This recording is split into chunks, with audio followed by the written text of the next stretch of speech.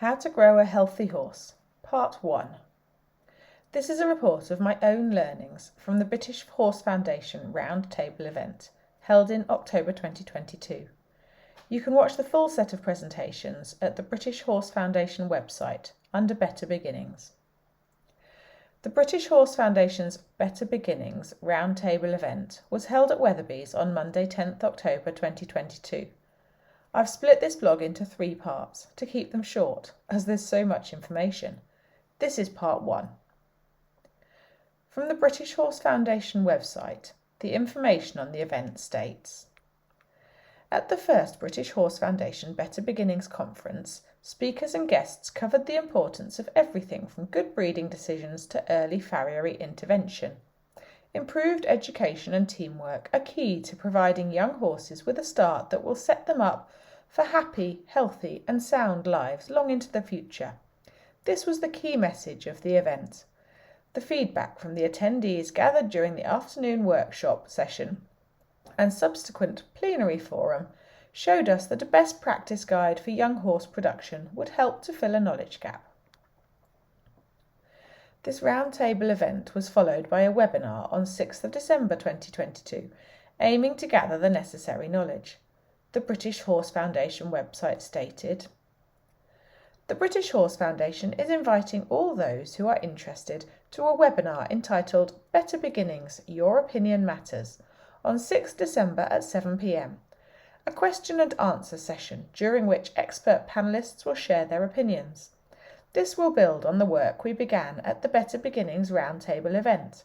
The webinar panel will answer some questions posed in advance, and the consensus will be used to create the best practice guide for young horse production. Registration is now open and attendance is free. I'm looking forward to hearing the outcome of that webinar, which sadly I couldn't attend. In the meantime, I'm sharing here with you some of my thoughts on each of the presentations at the Roundtable event.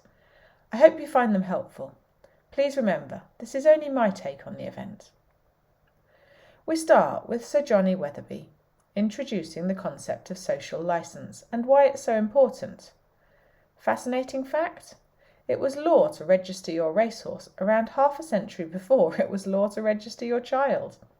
And a record of horse nobility was produced 35 years before a record of peer nobility.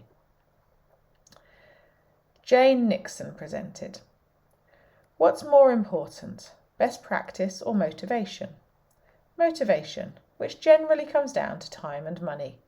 The farrier is the most important member of the team, especially up to 2 years old, before the growth plates have fused. Jenny Lauriston Clark. Conformation and soundness are so important, as is temperament. It's essential to introduce and build up work gradually on varied surfaces and slopes, and to do a variety of different activities. Judy Harvey. Judy talked about the importance of having a well-balanced horse, and one that's sound both mentally and physically. She pointed out the importance of handling youngsters well, so that their needs, such as farriery and nutrition, can be well managed. She gave examples of horses at world-class level being introduced to environmental factors gradually, earlier in their lives, and she stressed the importance of the horse wanting to work. She discussed finding a balance between forwardness and manageability to achieve an optimum that gives the horse the best chance of lifelong soundness and willingness to work.